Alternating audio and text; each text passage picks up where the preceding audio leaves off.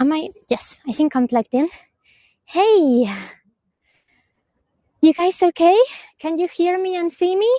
If you can you please put something on the chat just so I know everything is working fine. Hello guys. Oh, hey, how are you doing? Hope you're all doing great. We are so lucky. We have such a lovely day. I was not expecting the weather that we have here today. So I'm so excited to show you guys around. But yeah, I thought I would join in just a little bit before the tour starts, which the countdown is telling me has literally a minute to go. And yeah, I was so happy to see some familiar faces and some new people. I'm so pleased to meet you.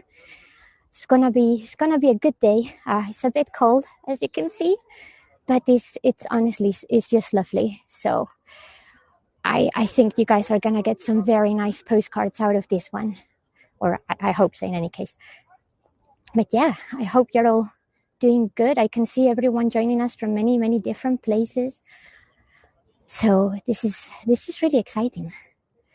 And I'm very excited. I haven't been in London since October. So it's been 6 months since last time I was here.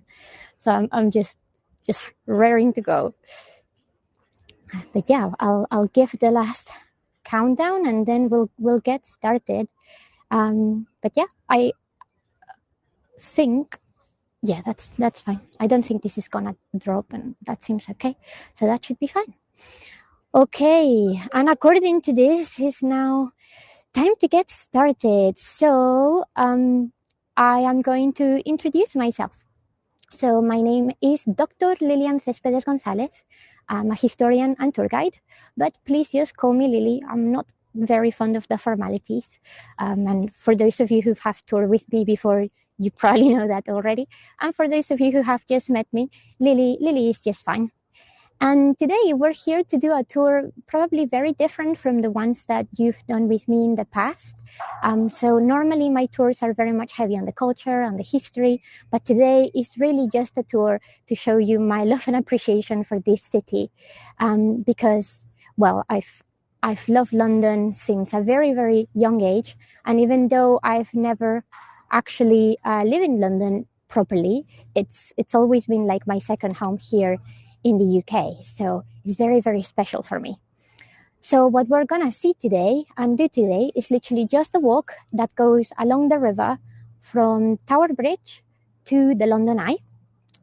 But before we get to Tower Bridge, even though it's literally just around the corner, I found a really cool spot to show you guys the Shard. And I thought that as we are literally just a stone thrown away, I might as well take you there before we start the actual walk.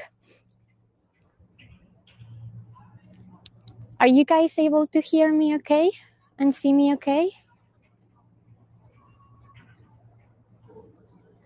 Yes, I'm getting some thumbs up. I'm getting not some thumbs up because it's telling me 5 bars, but I'm aware that there's been some issues with the Heygo app for the last 24 hours, and it's worked better for some people, and for some other people it's not so good.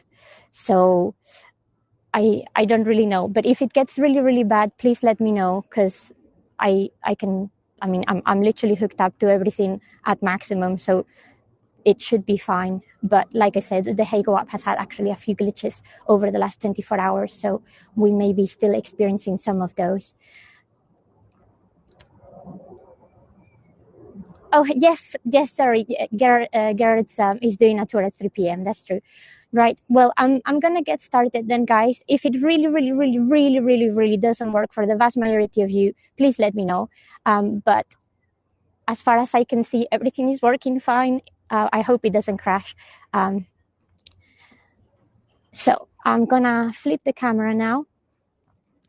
And like I said, I'm going to show you first the spot to get one of the best pictures of the Shard, which is just over here.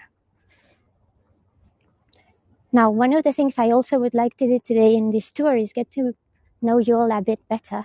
So I'm going to share some of my stories of London.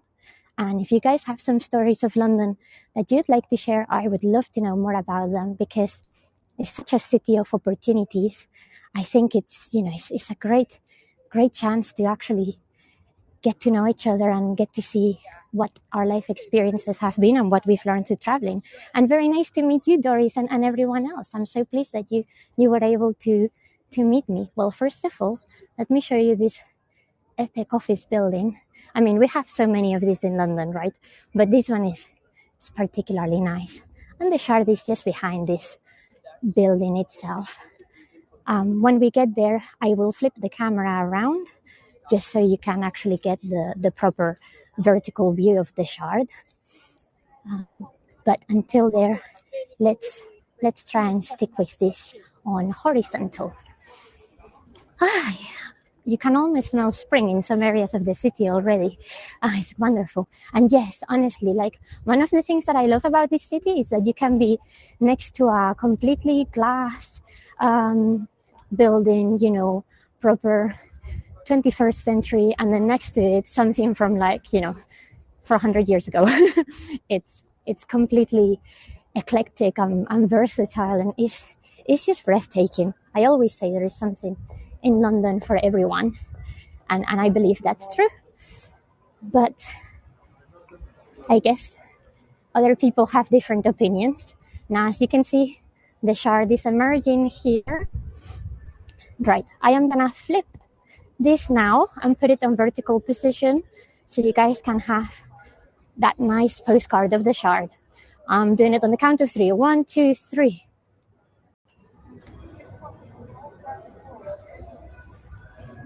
There you go. Look at that beauty. I've not actually been up there yet. I'm not sure I will. I'm incredibly terrified of heights. But from the people that have gone up there, I hear it's an absolutely wonderful experience. So I definitely recommend it. Right. I hope you guys have taken some pictures of that. I'm going to bring you back to a horizontal view.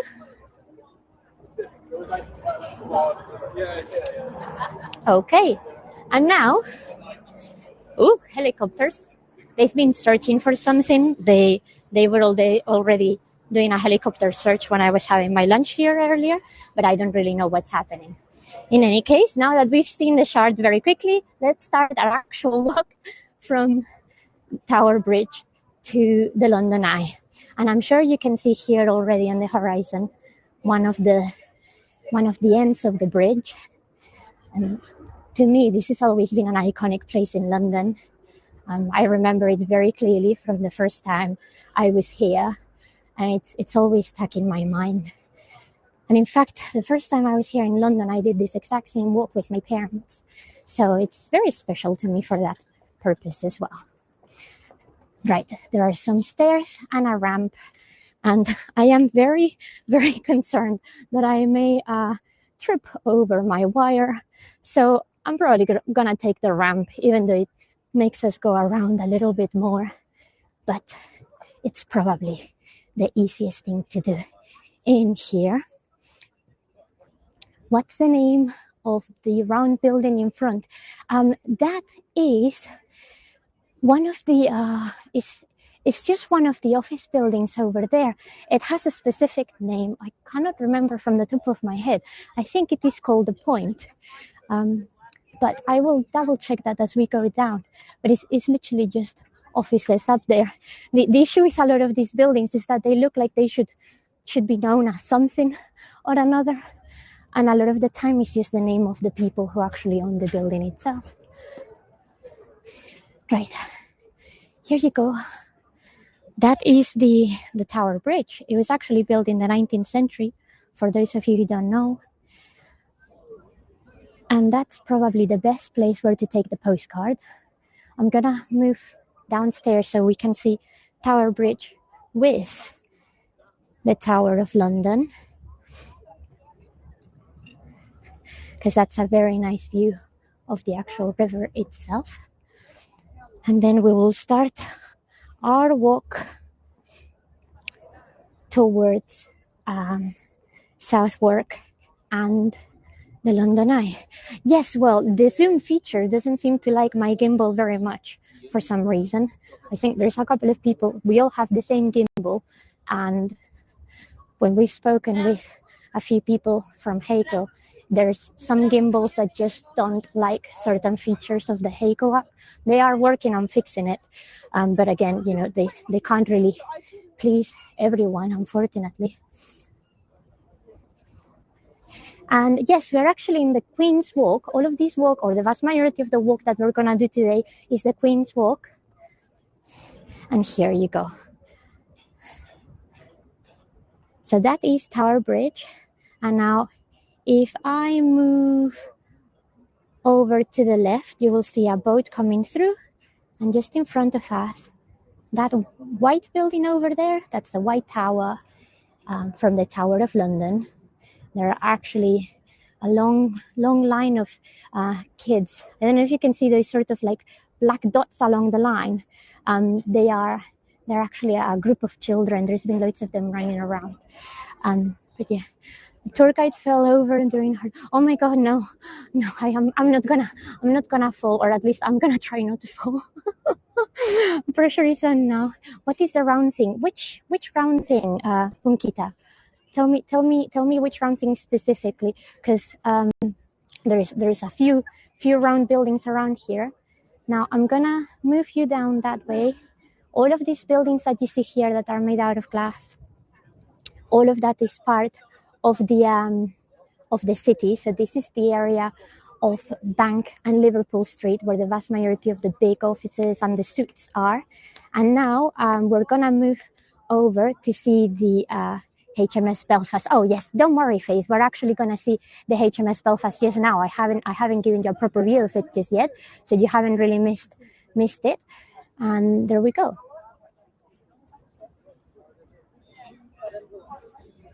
Yeah, so this is the Point building. Like I said, it's just a block of offices. It's nothing special in that sense. Right. Okay, here we have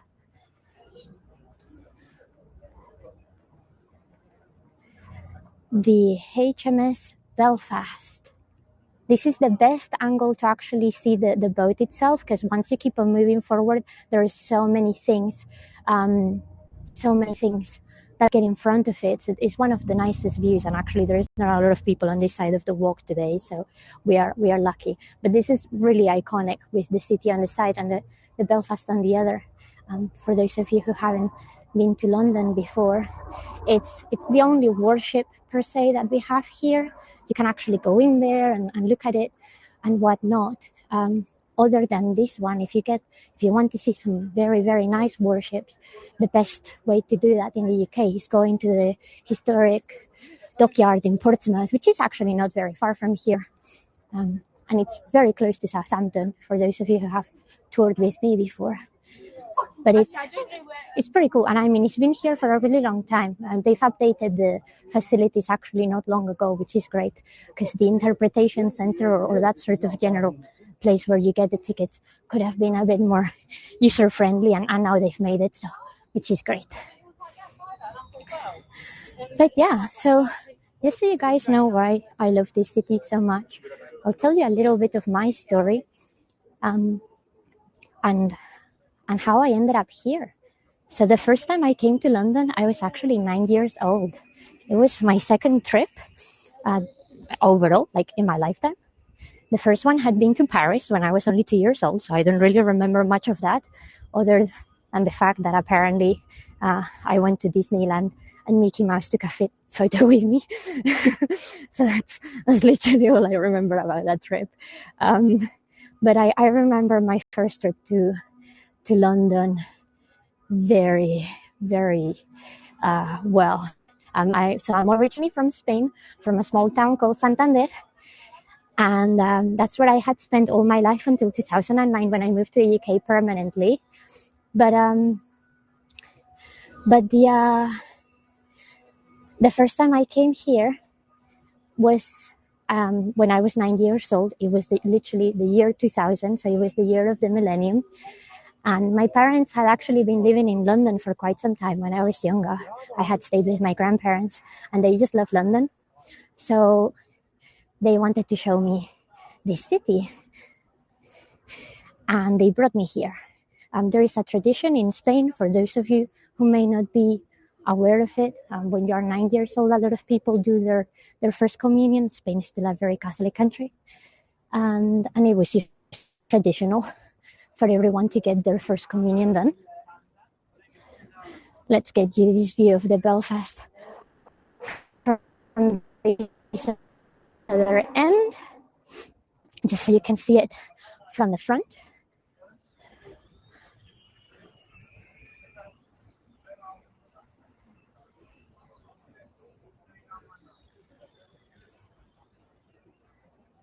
There we go. Awesome. Right, I'm gonna go around this terrace. But yeah, for your communion at the age of 9, people normally give you presents or do special things for you. And my parents wanted to bring me to London, and that's what we did. Because of course, in the year 2000, there were lots of celebrations happening in the city, and one of the things that we wanted to do was see the Millennium Bridge that we're gonna pass through today, and the Millennium Dome, which is now the O2 and whatnot. And I remember very clearly actually spending a long time here where we are now. This is the area of Hayes Galleria. It's one of my favorite places in the city because in here, it doesn't exist anymore, which is a shame. But there used to be the Christmas ornament shop. They had literally Christmas ornaments the whole year around. And it was just amazing. It was like a dream, for a 9-year-old. That was like the best thing ever. But they used to be filled with very, very like independent shops and whatnot. In this day and age, it's mostly coffee shops and that sort of stuff. But yeah, I'm gonna flip this quickly so you can take this picture, which I think is very nice. 1, 2, 3, here we go.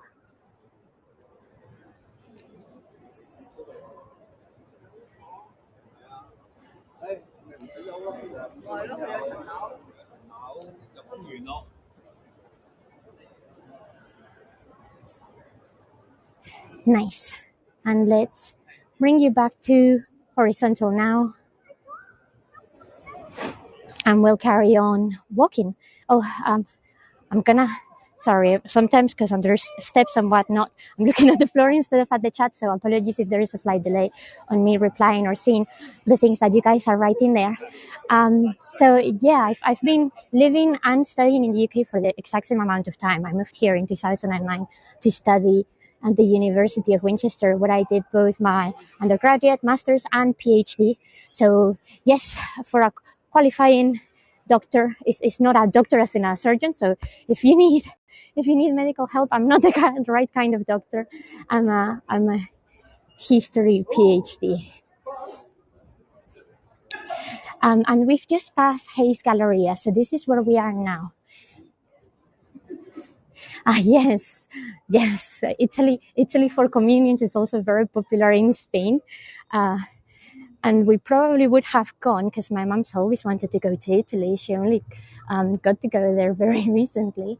But both my parents love London, so it was London for us. And guys, the day I arrived in London, that first day in November, I will never forget it. We were staying in Elephant and Castle because some of my parents' friends lived there. Elephant and Castle is actually not very far on the tube from where we are now. And it was November 5th, so it was bonfire night. And as you can imagine, for those of you who don't know what bonfire night is, it's a celebration that happens particularly here in the UK. There are fireworks and whatnot, and it celebrates or commemorates more than celebrates the gunpowder plot that took place here against the government. They tried to blow up the parliament essentially, and they commemorated the date still with this celebration, bonfire night. So normally in bonfire night there are bonfires for sure. They tend to be like lanterns displays and also lots and lots and lots of fireworks. So for a 9-year-old to suddenly arrive to London, get to this strange house, and I was received, not intentionally, but just with a firework display. It was like, wow, it was that magic moment. that everyone hopes for when they go to London, but not everyone may have. Indeed, remember. And it's a shame because I think, quite a nice tradition, maybe not necessarily for what it commemorates, but as cultural traditions go, these things, I've always thought that we should try and keep them alive. But I think it's starting to lose out following now in the UK. I've noticed less and less people do something for it. I don't know. I hope it stays alive. Right, we're going to have to move back a little bit because unfortunately, as lovely as the river view is, it's not always on a complete straight line. So we need to take some back streets sometimes. What periods of history do I study? Yes. Well, it's a complicated answer, to be honest. It's a bit convoluted. So my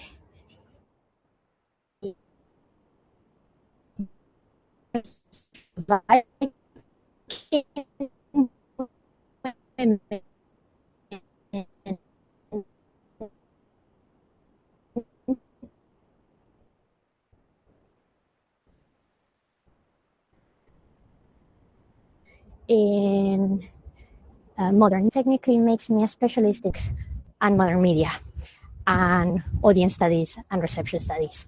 So it's always a difficult thing for me to answer when people ask me what my studies are. I've just gone through a very, very thick set of buildings, and sometimes the connection gets a bit funny when we go under bridges. Can you hear me now, guys? Because we're about to go under a bridge, and the connection sometimes doesn't like the walls. Yeah? Oh, okay, thank you, Terry. Yeah, this is the problem when we go through some of these areas, unfortunately. I'm gonna get through this as quickly as possible because the river is not gonna have any type of intermittence in here. I will give the reply again about my studies. Do not worry.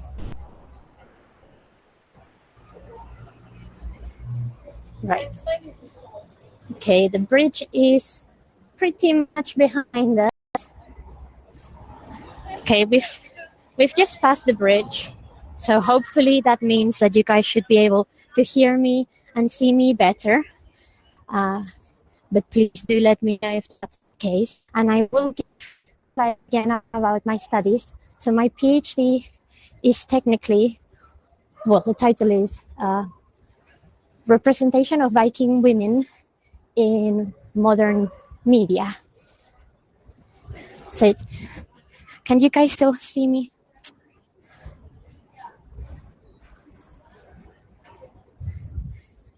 Okay, I'm just coming up to an open area here, which should hopefully...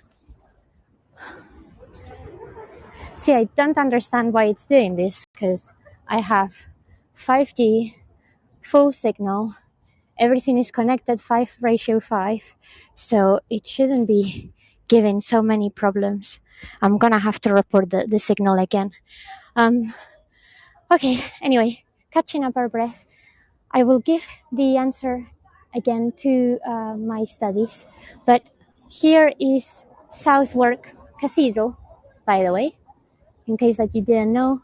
London has several cathedrals. Yeah, it's because there are not so many thick buildings in here, and it doesn't interfere as much. It's one of those things that is super complicated to even figure out if it's going to be an issue or not when you're actually doing the tour.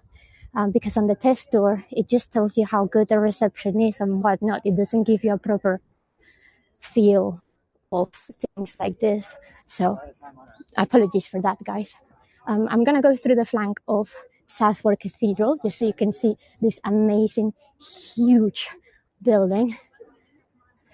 Yes, we have had a few a few platform issues for the last 48 hours, which is a real shame. And here is where the past and the present meet together. I mean, check that in, because that is Southwark Cathedral and the Shard from the other side, which is, you know, an amazing thing to actually see. Right, let's move through this side. We're gonna go through a couple of small streets here, narrow streets, and then we'll be back on the river side again. It's just this area of Southwark and Blackfriars, because of the trains and whatnot, has a lot of buildings and bridges and whatnot. I'm gonna flip the image very quickly so you can get Southwark Cathedral a bit better. There you go, look at that thing.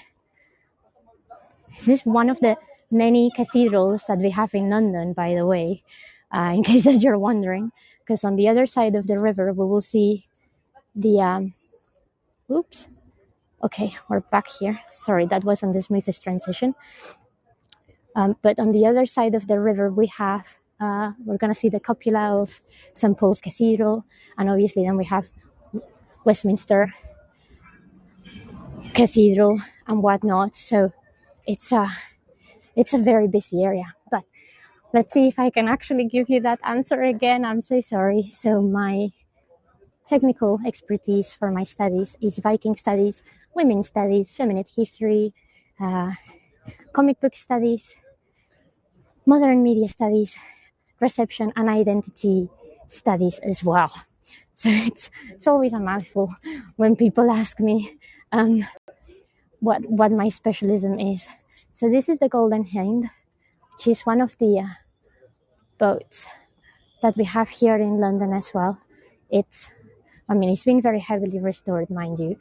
So a lot of this is not original. And let me see if I can get a view from the front.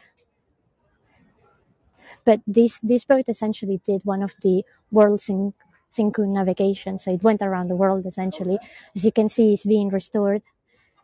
So we can't see the most impressive part of it. But it's actually a really cool thing to come and see if you come here to London. It's definitely one of the nicest sort of lesser known things here in London. And so is this one, which is the remains of the Great Hall of Southwark, which dates from the Middle Ages, as you can probably guess. But it's in ruins. The underneath of the ruins, what would have been the base of the hall itself, is now a little garden.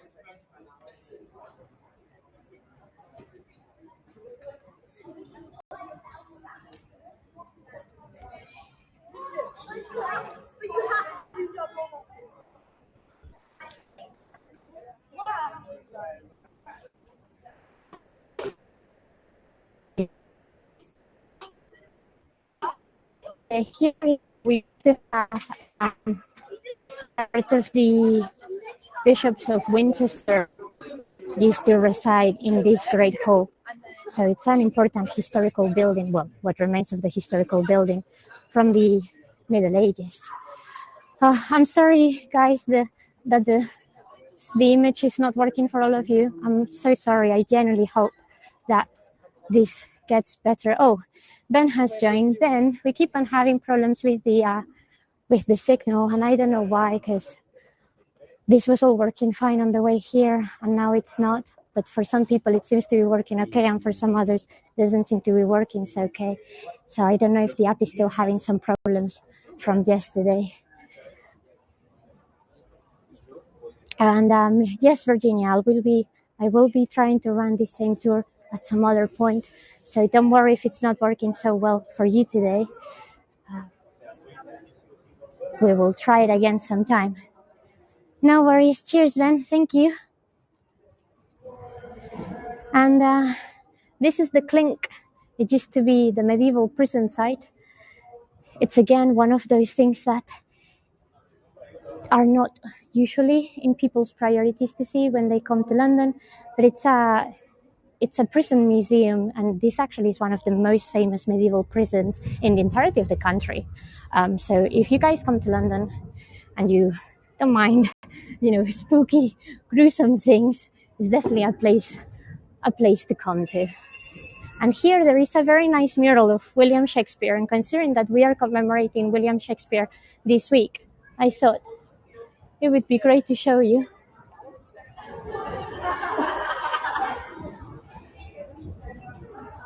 We're gonna pass through the globe in just a moment, but I mean, one of the great things about London is that there's so much street art everywhere. So I know, Jennifer. I didn't even know it was here until I was doing the test run the other day, and I was like, "Oh, awesome! That fits in perfectly well with the date and with all of the history that is on this side of the river." To be fair, right, we're coming back towards the front end of Queen's Way. Hopefully, some of the interference that we've had from the buildings should fix themselves very quickly. The reception and the interference seem to be better when we were not between the bridges and whatnot, which we've now passed. So I hope that works better for you guys, because again, I kept on getting good readings on my end. But Ben is on the chat as well, and he's having a look as well to see what's going on. So, thanks for being so patient, guys. Sometimes these things happen, and we need to figure out what's going on. So that's one of the bridges that we've just passed. I don't know if you may have heard the train going clun, clun, clun, clun. That's the area where we've come through. And now we're going to walk that way. That cupola that you see there is St. Paul's Cathedral. So the second cathedral that we're talking about today. And as we move through, we're going to get closer to the area of Waterloo and the London Eye. Well, if you guys have some stories of London, please share them on the chat. I would love to know if you've been to London, what was your favorite thing about London? If you haven't been to London, what are you looking forward to? It is always something that fascinates me about people, because here in the UK, it's a very interesting thing, but a lot of people from the UK who are not Londoners really don't like London. There is unfortunately a lot of social political issues because being a huge city like this, it takes a lot of resources, which is great for some things, but many people say that because it takes so many resources, it takes them away from other places that could potentially grow and improve if they were given that chance. So it's it's one of those sort of conundrums of London needs stuff to keep running and being the amazing place that it is, but what would happen to the rest of the country if some of those resources were given to them? And this is Southwark Bridge, by the way. Yes, you used to travel a lot here. I mean, I think a lot of people have that experience of coming to London as commuters, and you do live in London. Oh, that's amazing, Sally. I would love to see that. Our last visit was in 2019. Oh, cool. Oh, you know what, Victoria, that reminds me. Now that you say 2019, so that would have been right before the pandemic, right? Well, we're about to pass again another bridge, so beware, this could get potentially a bit dark and a little bit disconnected, but I'm gonna try and get through it as quickly as I can. Yes, the Queen's birthday parade was absolutely awesome. I didn't see it in person. I catch it on the TV because I was on the last stages of my PhD at the time, so I couldn't really spare a lot of time to come out. But yes, well, I actually had to come to London in the middle of the pandemic to sort out some documents because, there were some stuff going on at home in Santander in Spain with my parents, and they needed me to sort out some legal documents. And the only way you can do that if you don't live in London is by coming to London and going to the embassy. And that was like April 2020, I believe. And oh my God, it was so weird because the entire city center of London was empty. all of the office buildings were completely like deserted. It genuinely seemed like the apocalypse had happened. Like, do you know, like those zombie movies where somehow miraculously the city has remained intact, but the people have all gone, infected or whatever. It was honestly like that. Like places completely shut down. And I don't mean just shut down because they were closed. I mean like closed forever. Oh, it was genuinely scary. I had never seen the city like that. I was actually a bit like, what is happening? Obviously, I mean, I knew the pandemic was happening. We all were living with that situation.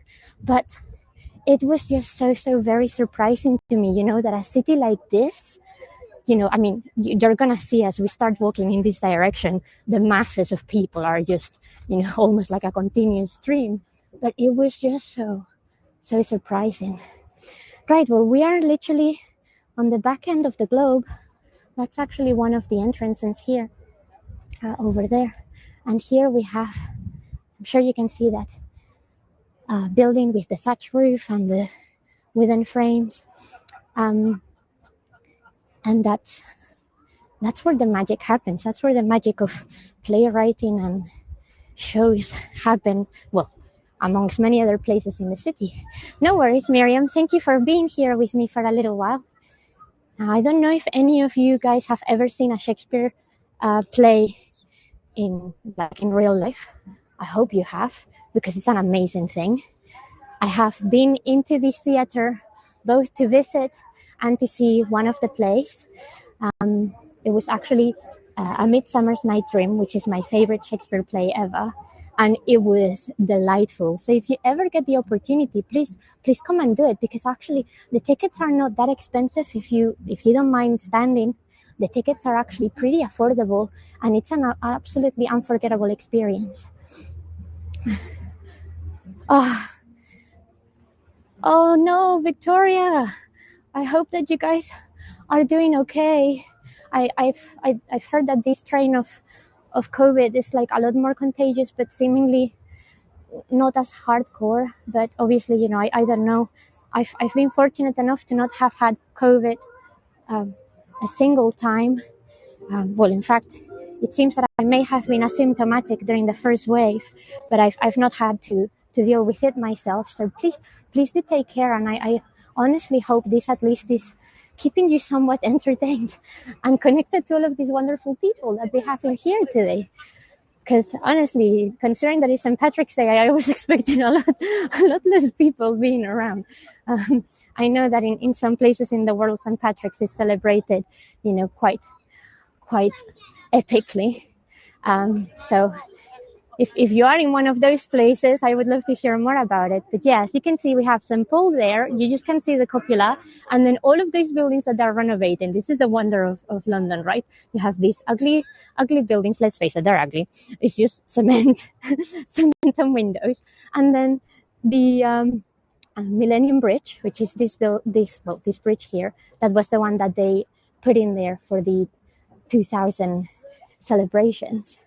And it's just an amazing city of contrast. Like I've been to many European capitals, and honestly, this is not something that you can see anywhere. A lot of people sort of think that I'm crazy when I say that London is 3 times the most amazing city in comparison to places like Madrid. I'm Spanish, so that's the comparison that everyone does back home, right? How does it compare to Madrid? And I'm like, well, it's not. There's not even a point of comparison. And for those of you here, that is the Tate Modern Building, by the way. And for those of you who may not know what the Tate Modern Building is well, essentially the biggest and most important art gallery for contemporary art and modern art that we have in the UK and in London for sure. Oh, yes. Well, Gerard is actually doing it from a slightly different perspective. I'm not doing a lot of history chatter today, even though that's normally my thing. He's digging a lot more into specific stories than I am. Well, I'm just really showing you this place. Oh, and here is a little music for you guys. This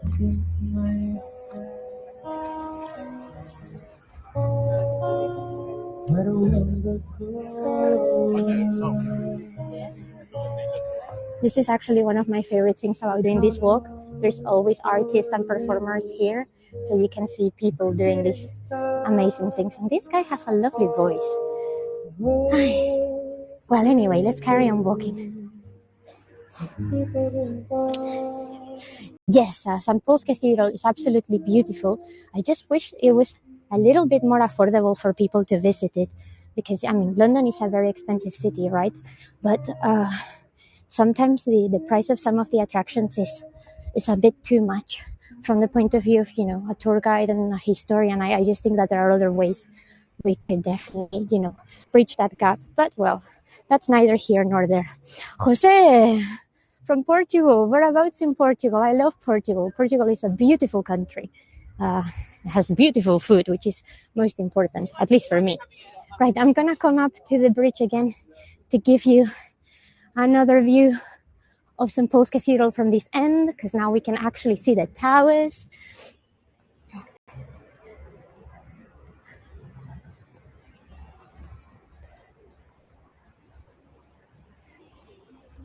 And this is Blackfriars here on the left, and then there we go, St. Paul's, and then the city. It's amazing how you can go from one end of the spectrum to the other. Then you're gonna see the Shard here, creeping up on the horizon, and the Tate Modern.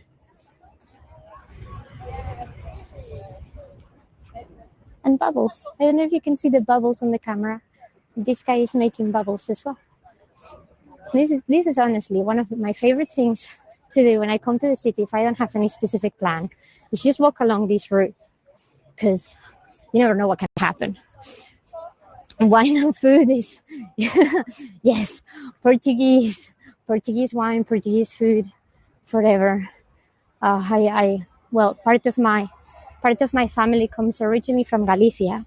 Even though I was born in Santander, which is a small town in the north of Spain, part of my family comes from Galicia, and my great-grandfather was completely obsessed with Portugal. So every single summer we would go down to the area of Porto. It wasn't even it wasn't even something you could opt out of. It was a given. So I love Portugal, and I've been on it. Well, I think I've been probably to Portugal as many times as I've been to London without living in either of them properly. So yeah, well, I'm glad that the picture has improved. Like I said, with all of these bridges and thick buildings, sometimes the connection goes a bit crazy. So I'm glad that at least you guys now have a better, clear picture. Azores. Guys, if you ever want to go somewhere to do some wonderful trekking and take in some beautiful landscape, then you need to speak with Jose, because the Azores are absolutely amazing. But yeah, I have some other bizarre stories from London myself that I would like to share with you. I was actually here in London when the attacks happened, the terrorist attack of the early 2000s. I can't remember if it was 2003 or 4. I was on my way to a summer school to Lowestoft, out of all places in the world. Lowestoft is a little town in Essex, which is just northeast of London. And I was like 11 at the time, 12, something like that. My mom was worried sick because she didn't know what was happening. I mean, no one knew what was happening. And we got delayed. Like, we didn't know at the time what had happened. We just knew that there was a lot of traffic and a lot of delay. This is Blackfriars, by the way. And yeah, I remember getting back, meeting my host family. They were absolutely amazing. Gave me tea, gave me crisps, Walker crisps, by the way. And then I called home like 2 hours later than I was supposed to. And my mom just literally had such a go at me because she didn't know, she didn't know what was happening. I didn't even know what had happened. And it's always a weird thing when you know that you've just been somewhere where something like that has occurred. It kind of puts everything in perspective. And it's one of those other things that I will never forget either. From my first time here, being 9 years old and enjoying bonfire night to actually being on my way to improve my English, to learn more about this beautiful country, and unfortunately being involved in such an event is, it's a story of contrast, that's for sure. Right, we're probably gonna experience a couple of signal disruptions here because of the Blackfriars Bridge is again quite thick. But there you go, accordion player.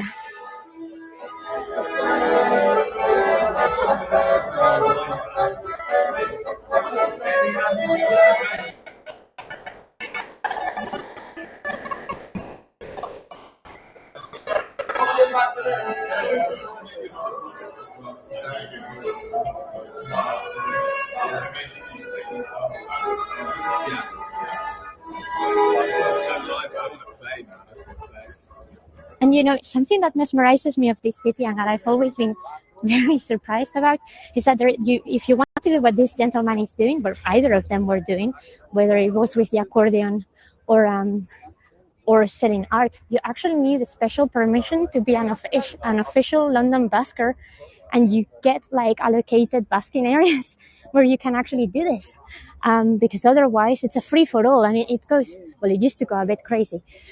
So they actually came up with this idea of having like buskers sanctioned areas and places and whatnot, which you wouldn't, well, I don't know.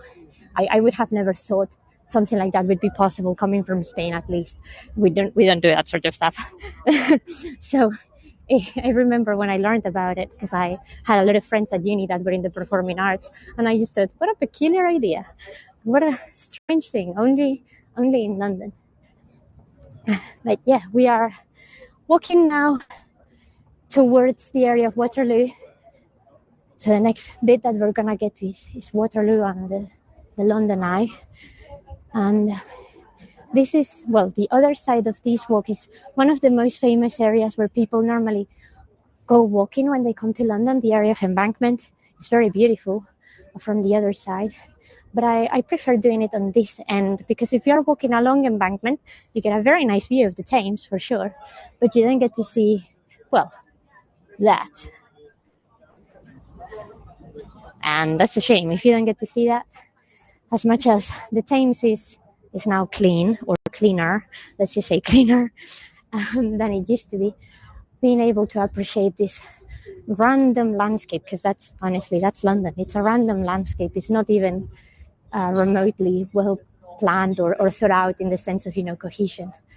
It's a shame if you don't get to appreciate that. But yeah, I have a few more London stories that I would like to share with you today, guys. I don't know if you've ever been to London or are from London or have ever got this conversation with anyone else. But I remember, particularly when I was in uni, I mean, you guys have probably just seen my face and torso when I flip the camera, but I'm a pretty small person. I'm just about 5 foot, and I'm not very big. I'm a petite person, and I used to come here on my own quite a lot because I loved it, and I always felt at home here. And people used to say, "Oh, don't you feel unsafe going to London on your own?"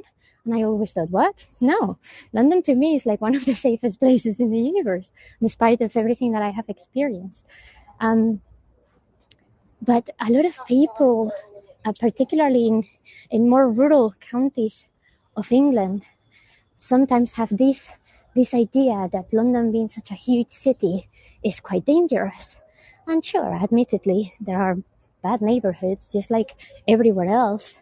But honestly, I've never ever felt like something bad could happen to me here. And in fact, the vast majority of the time, I always say, Londoners are so busy. They just come and go. So even for someone to notice you, it takes a lot of, it takes a lot of sort of signaling, like, hey, I'm not from here, type of thing. If you go about your business and you just don't do anything extravagant, it's just like anywhere else in the world.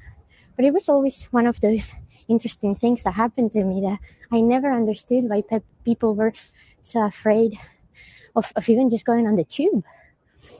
And admittedly, getting into, for example, the Piccadilly line at peak hour is not a pleasant experience at all.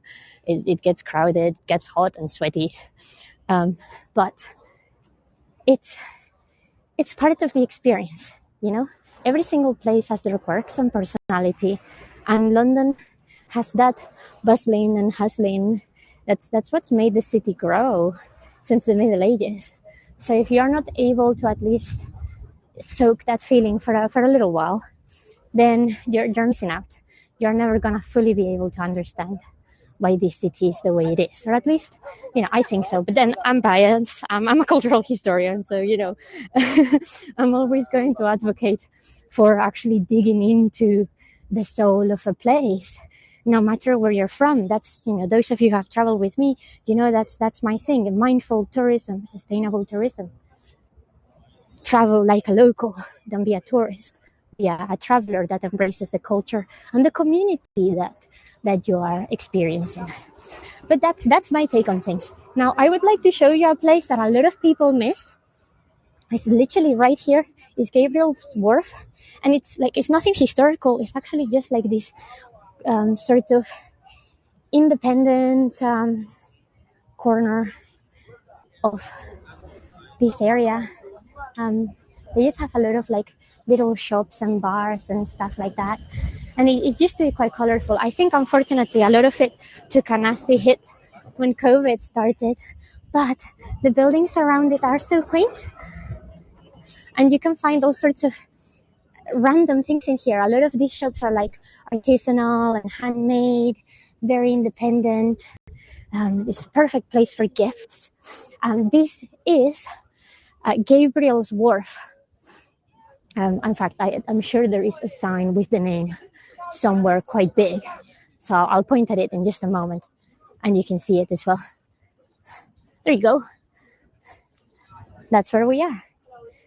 Yeah, I every time I came here, it's there, and then there is another one over there, Gabriel's Wharf. Every time I come here, and I don't know, I have a birthday or something coming up, it's like the perfect place to sort of do some rummaging and find anything, from prints to clothes, accessories, all that sort of stuff. You will find something. And it's a very good place to get a drink with your friends. In the summer, this is absolutely delightful. And it's kind of out of the way in an area of London that is otherwise super busy. So it's sort of the locals know it, obviously, but most tourists forget that this is here. And it's honestly a beautiful, calm, and very, very varied spot. And of course, on a nice, hot, sunny afternoon, if you also have the buskers and whatnot, this fills up with music, with street performers, and honestly, it is just a really cool place where to hang out. Or at least I think so. I definitely like it. And just the fact that every single place has its own little personality and whatnot, this actually is one of the best places to get a toasty in the entire city. I mean, it's called the Big Mouth. Some time ago, they used to do their own food truck and stuff like that. I'm not sure if they still do it, but it's a great place to get a toasty.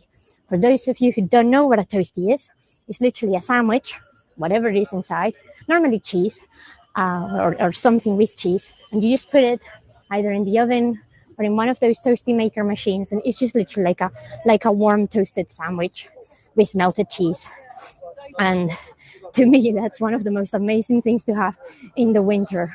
Oh my God, when I came to the UK for uni, I swear, I knew some students that used to just feed themselves on toasties because it was just an easy meal, right?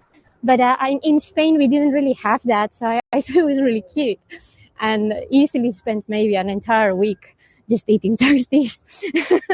Because, when in Rome or when in London, do as the Londoners.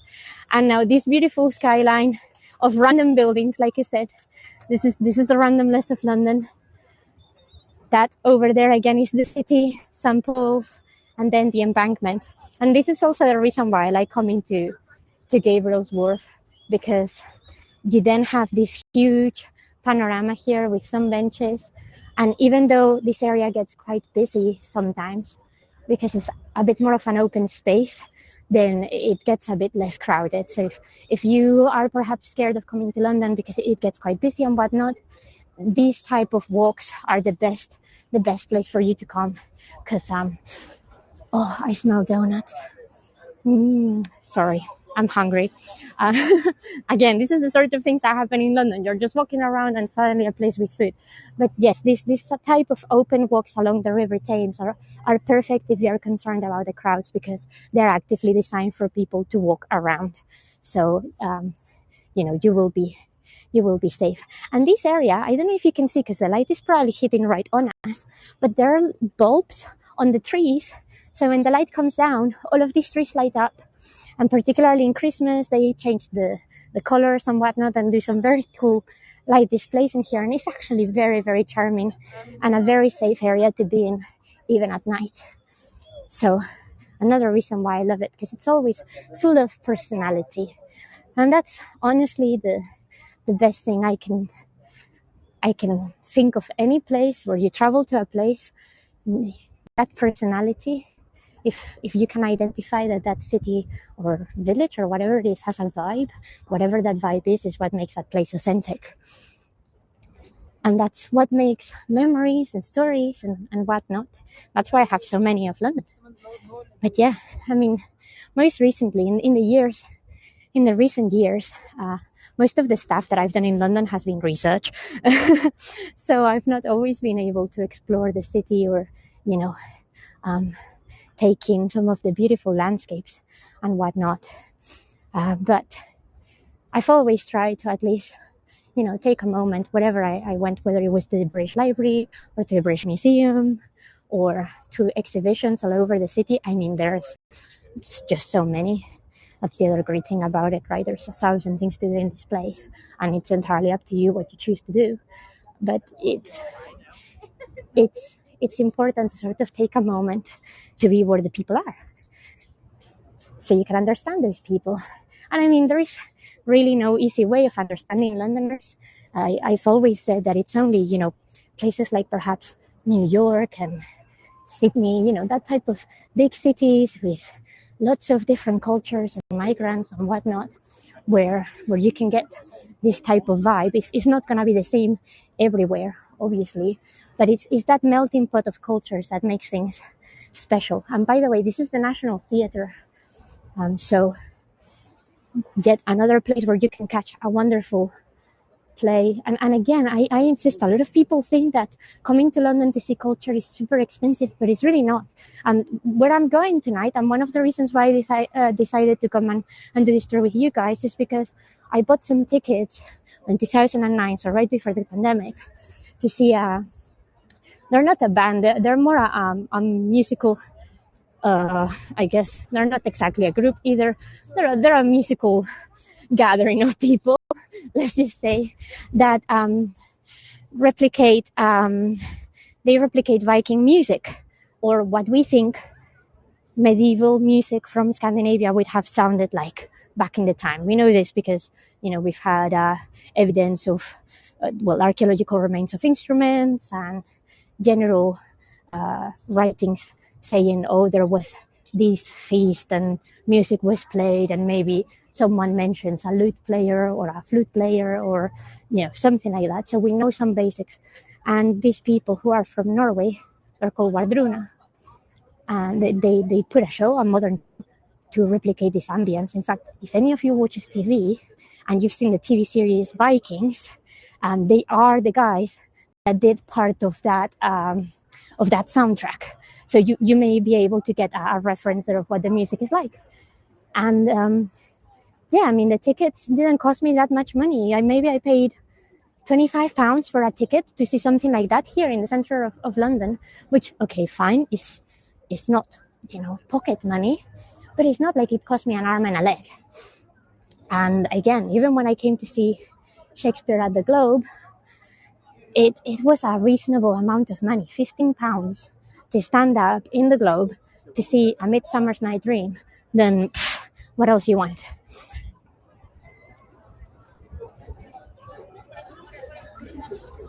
Oh, hi, Ellis. Yes, I'm Lily, And I will be turning the camera in just a second. This is also one of the many multiple markets that we have here in London. They pop up every so often. One of the most popular ones is Borough Market. But here alongside the bank area of the south of the river, you always have some form of pop-up market going on. This one is like books and CDs, but often there is one here every Thursday, Friday, and Saturday that does sort of like artisan foods and takeaway. Then you have others with like vintage clothing and whatnot. This is also one of the reasons why I love coming to this area, because without spending any money, you can still see loads of stuff and have a great time. And here we also have something really cool, really cool for whoever is into it, which is the skater park. Let me get you a view of it. There you go. So, originally it wasn't a skater park like most skater parks start. This was just the lower area of the top of this building that has the South Bank Centre, where a lot of the theatres and restaurants are. But people started reclaiming it, as you can see, with graffitis and whatnot. And because it has lots of stairs and ups and downs, it became Skater Central. And eventually the city sort of recognized that, and they were like, yeah, right, that's fair. It will be cool having a skate park in the middle of town. Subcultures and subgenres of people deserve their own public spaces as well. So let's give them that. And you can always see someone doing amazing ollies and all of the other moves. I actually don't know what they're called in there. And it's awesome. I've always envied people like that. Just I don't know how brave you have to be to just grab a skateboard and just put yourself in front of whoever may be watching to do things that could potentially go wrong and be like, yeah, that's cool, I can do that. I think that is wonderful, personally. And this is the South Bank Centre. So here they have an actual sort of Congress type of center. They have all of these restaurants.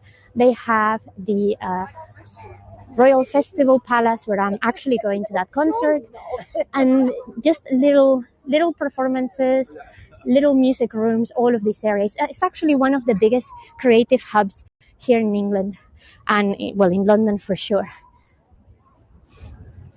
it's awesome, because as you can see, it's very well built so that anybody can go in there. Super accessible. There are ramps, lifts, everything that you want, absolutely everything that you want. And I've just noticed that, as if you could miss it, but that we are getting close to the London Eye, which is where this tour will end. But I wanted to ask you guys, if you've been